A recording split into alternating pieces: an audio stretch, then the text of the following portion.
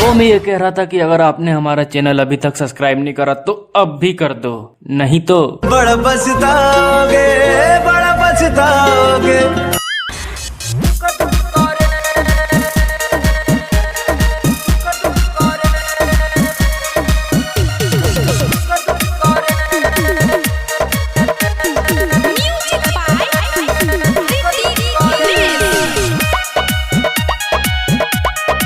Recording studio राजा सोनवर्षा थाना चौक।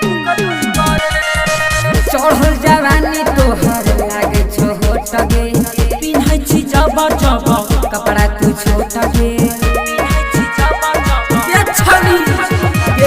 चढ़ल जवानी तोहर लागे छोट गे, पिन्है छी जब जब कपड़ा तू छोट गे। गे लगाई मोर छुप छुप करे जनमोर जनमोर दुख दुख करे छौडी जनमोर दुख दुख करे।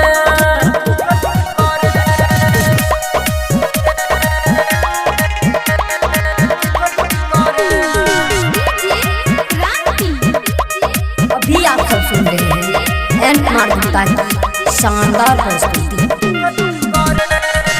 पतली कमर छलो चेहरा छोगो लगे, चढ़े छो नशा देखी ढोरी के हो लगे। सुन पतली कमर छलो चेहरा छोगो लगे, चढ़े छो नशा देखी चोली के हो लगे। ये देखो देखिए के सुध सुध करे